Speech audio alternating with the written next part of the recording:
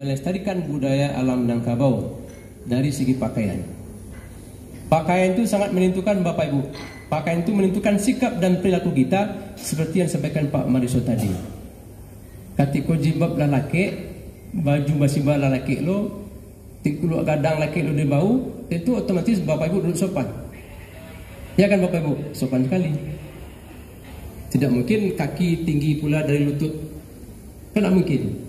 Tidak mungkin lagi, karena kita sudah diikat oleh pakaian kita. Kami yang bapak-bapak ini kita sudah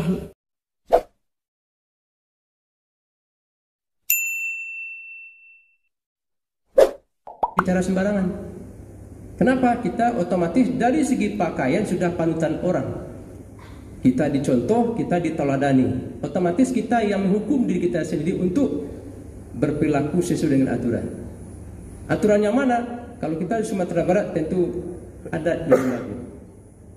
Begitu Bapak Ibu. Jadi ketika sekolah kita kayakan dengan kurikulum nasional dan kurikulum muatan lokal, itu akan luar biasa hasilnya Bapak Ibu.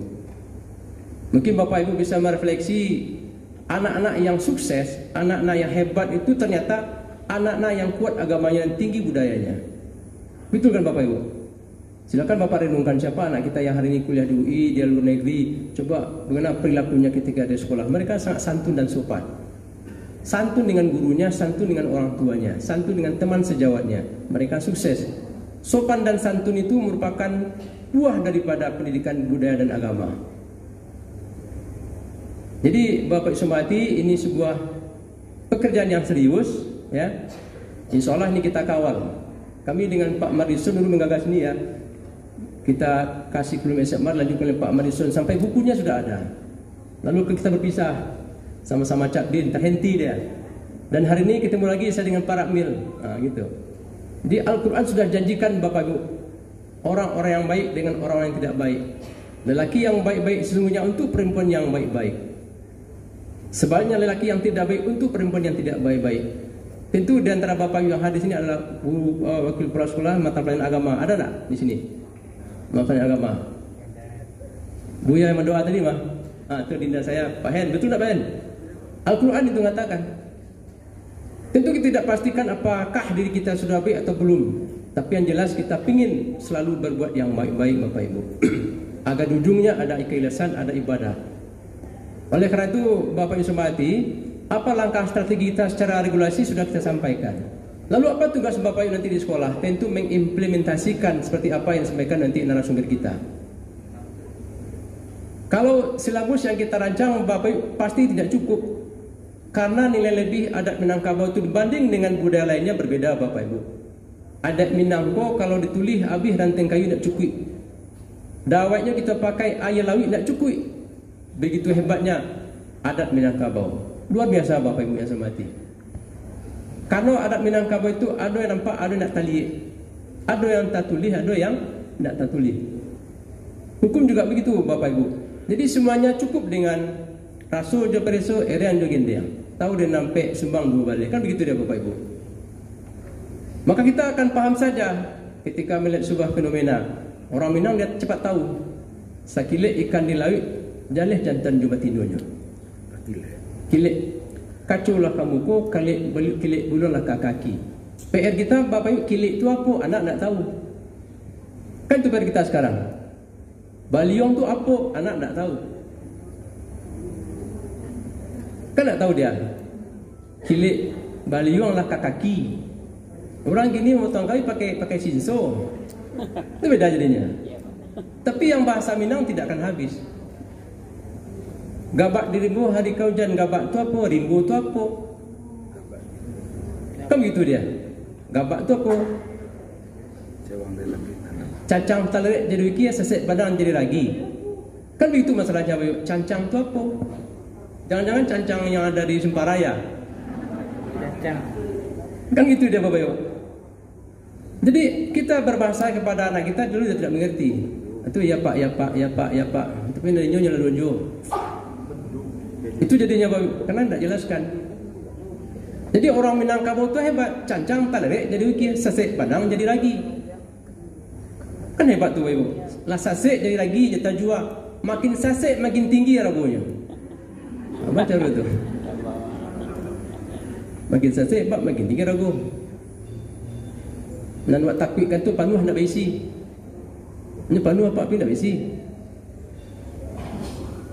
Apa cara tu Pak? Ini panuh apa nak berisi? Ini bodoh tapi berkepandaian. Apa tu Pak Amir? Jadi jangan dianggap orang bodoh, ini punya kepandaian. Jadi hebat sekali kita Bapak Sumati. Kita tidak memarginalkan, tidak apa-apa, tapi memang begitu adanya. Ini sudah dibuktikan dimanapun, kapanpun ada orang Minang. Malah nanti sering saya sampaikan ketika bulan itu sukses di riset oleh NASA Amerika, maka di bulan pun akan ada masakan Padang. Kan begitu jadinya. Begitu gigihnya moral karakter ya, performance karakter orang Minangkabau. Jadi karakter itu dua, ada moral karakter, ada performance karakter. Gigih, kuat, tangguh, mada. Mada pun para lucu Pak Ibu. Jadi begitu nanti di bulan akan ada masakan Padang. 3.000. Sayang anak itu dia. Tetapi survei hari ini Bapak digital marketing orang Minangkabau tertinggal. Maka kami kemarin diskusi dengan Umi, dengan PKK Sumbar, ada UMKM, mesti kita latih dia dengan digital marketing. Itu teman-teman saya di kantor baru 2 jam saja jual beli dengan digital marketing secara langsung di Facebook. Itu yang dari Medan. Dia jual tas-tas KW ya, tapi luar negeri itu 300.000 sampai 2 juta, 3 juta dibeli. Dia jualan 2 jam 3 jam saja, tapi omsetnya miliaran. Kan begitu Bapak Ibu. Jadi orang hari ini semuanya di rumah. Silakan Bapak perhatikan anak kita semua yang sudah tamat-tamat perguruan tinggi yang bonafit itu, dia tidak mau jadi PNS kan? Kan tak mau dia. Rusuh orang tuanya, cemas, takut anak dapat pekerjaan. Karena dibandingkan dengan diri kita. Mama coba, papa coba lah ini, walaupun sederhana tapi tetap ada yang dimakan kan begitu. Tapi mereka tidak seperti itu. Padahal anak itu bilang mama saya Bang Nagali. Kan begitu dia Bapak Ibu. Jadi konsepnya sudah berbeda, konsep berpikir sudah jauh berbeda. Anak kita ternyata jauh lebih maju. Sementara pendidikan akan mencerdaskan kehidupan bangsa. Anak kita sudah maju dia Bapak Ibu. Dia tidak mau jadi PNS. Ini sebuah fenomena baru ya, yang mesti kita tangkap sebagai pelaksana pendidikan di satuan pendidikan. Makanya Bapak Ibu semuanya, contoh kanan sebelah, tuah kanan manang, orang-orang terbaik Sumatera Barat, dia yang bekerja dimanapun dikenal se-antero dunia. Kalau teragak makan sate di Amerika, aduh, kan ada dia, ada. Tapi makanan tradisional Amerika itu tidak ada di Indonesia, kan ada dia. Habis itu hebatnya kita Bapak Ibu. Jadi ini harus kita pupuk, harus kita sorot terus, harus kita dorong terus Bapak Ibu. Tentu tidak cukup dengan kegiatan-kegiatan ekstra kurikulum, mesti dengan kurikulumnya, ya, yang kita sebut dengan kurikulum buatan lokal. Narasumber kita nanti Bapak Ibu itu orang-orang hebat. Di Dewan Pendidikan itu sebenarnya pada hari ini kalau Pak Profesor Dr. Syafana Marsidin akan hadir di sini. Silakan Bapak Ibu diskusi panjang lebar, apapun. Kemarin dia lapor pada kami, Pak Sunda gimana ya, aduh saya besok kan UMP mau wisuda. Beliau akan berdiri depan. Jadi kalau berangkat sore pulang malam besok rasanya nggak kuat. Lalu saya doakan semoga Bapak sehat dan kuat bisa hadir dengan peserta yang notabene-nya wakil kurikulum di satuan pendidikan. Juga mantan kepala dinas kita Pak Bur Hasman ya, ada di sini. Ya. Oleh karena itu silakan gali Bapak Ibu apa yang bisa kita aktualkan. Kata kuncinya adalah kegiatan kita pada hari ini Bapak Ibu memberikan pendapat. Tidak mempertanyakan. Ya kan, tidak mempertanyakan. Seperti grup kurikulum itu saya banyak bertanya, itu bukan memberi solusi. Situ saya lihat heboh masalah kinerja. Lucu bagi saya, kok wakil kurikulum heboh masalah kinerja. Justru Bapak yang akan kawal. Itu enggak Pak Mensun, Pak Bing. Saya kan mantan wakil kurikulum nih, semua yang depan ini mantan wakil kurikulum ini semua. Orang yang jadi kepala sekolah itu biasanya ada wakil kurikulum. Lalu menanyakan di situ, kok seperti ini, kok seperti ini. Ribut-ribut pula masalah PPG. Kan itu Bapak Ibu. Coba Bapak Ibu cek guru kita, apakah dia sudah buat kinerja bulanan? Kan gitu. Kalau di sekolah Bapak Ibu ada tuh 60 orang, apakah dia bikin ada laporan kinerja bulanan? Ternyata mereka borong dari bulan Januari sampai bulan September. penuh. Jumlah guru Sumatera Barat PNS itu 11.253 orang. Satu kali pencet masuk service terganggu OPD lain Bapak Ibu. Jadi yang mengeluh itu tidak Bapak Ibu saja, OPD yang 54 lagi juga mengeluh pada kita Dinas Pendidikan. Karena guru masuk ke slotnya Infopom, Kominfo ya, provinsi. Surveinya di situ. Justru orang yang mengeluh pada kita, kinerjanya terganggu. Kalau kinerja Bapak Ibu guru kita terganggu, tidak hubungannya dengan tunjada kan? Kalau pokoknya kita di kantor, kalau tidak masuk kinerjanya, termasuk laporan bulanannya, potong. Mana itu? Saya Bapak Ibu kemarin itu dianggap tidak hadir selama berapa jam itu. Terpotonglah tunjangan saya itu 1.250.000. Padahal saya pulang malam terus. Iya kan? Saya sering pulang malam. Paling cepat pulang itu jam 9 malam. Itu paling cepat. Tetapi sistem tidak mau tahu. Kenapa? Karena pagi-pagi itu bisa saya lupa, bisa terlambat. Maka dihitung per jam, per menit. 30 menit sekian. Dipotong. Yang potong siapa? Sistem. Lalu apakah saya akan mengeluh sama Pak Abu Adi teori Pak? Abu sampai jam 2 malam dengan tuh Bapak potong kinerja Abu. Kan tidak mungkin. Jadi oleh karena itu Bapak mari kita pintar menyikapi by sistem ini. Sistem digitalisasi itu begitu dia Bapak Ibu. Makanya Jack Ma mengatakan ada hal yang tidak dimiliki oleh mesin, itulah karakter. Kan begitu dia Bapak Ibu. Di guru ada karakter.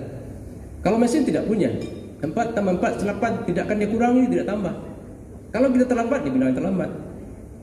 Kalau kita tidak masuk, dia bilang tidak masuk. Lalu dipotong, ya dipotongnya saja. Kan dia itu non tunai.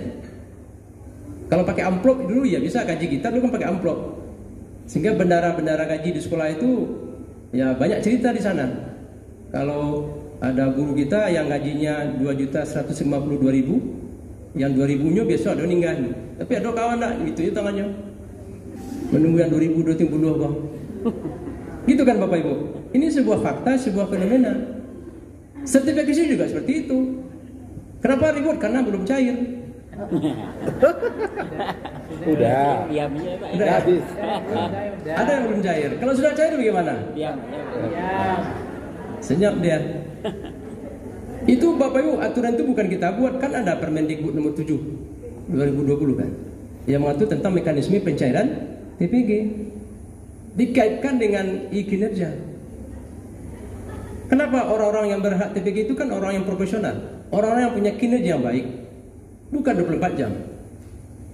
Jadi 24 jam belum tentu profesional. Ada yang mengajar 6 jam saja, kita tidak bisa katakan dia tidak profesional. Yang mengukurnya siapa? Wakil kepala sekolah bagian kurikulum.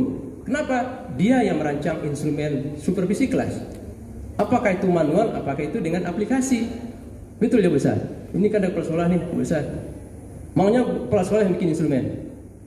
Tidak kan? Pasti diandalkan wakil kurikulum. Jadi wakil kurikulumnya yang mengatur tim supervisi kelas itu. Biasanya guru-guru senior. Lalu nanti di-SK-kan oleh kepala sekolah. Lengkap sebenarnya di sana Bapak Ibu. Tapi Pak kok acaranya muluk kok kak ini kinerja Pak Inyo itu hebatnya Minangkabau itu Bu. Lu tahu dia tanda-tanda alam. Hebat kita Pak. Saya tadi diundang ke sini tidak tahu saya apa judulnya, tapi di sini nampak judul gitu. Jadi para admin yang nyaksikan saya buka acara di mana-mana beda judulnya. Kan dulu itu tergantung pada audien kita.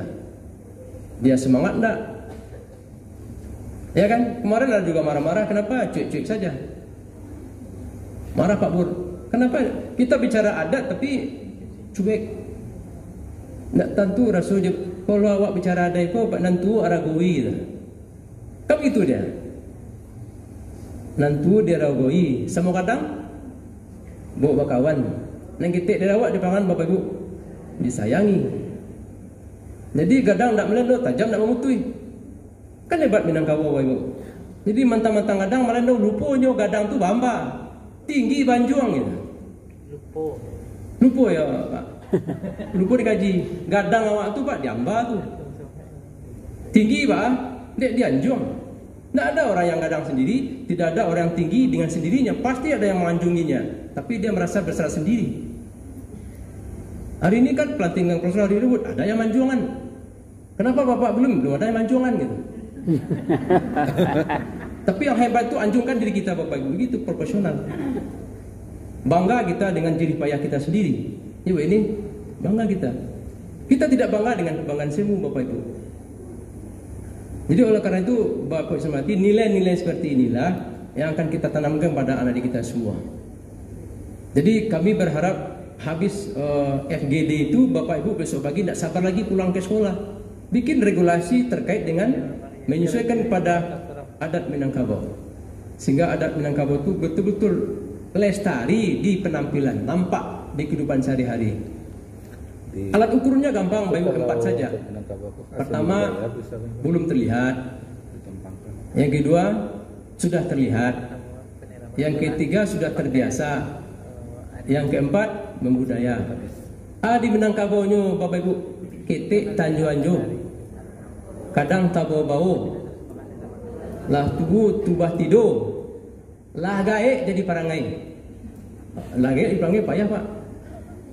Ini parangnya ketik tanju-anju. Cuman kalau kita sampaikan pada anak-anak kita ketik tanju-anju itu apa tuh? Tentu mesti dideskripsikan. Mesti dimaknakan kepada dia. Apa tuh maksudnya ketik tanju-anju? Kadang tabo bau.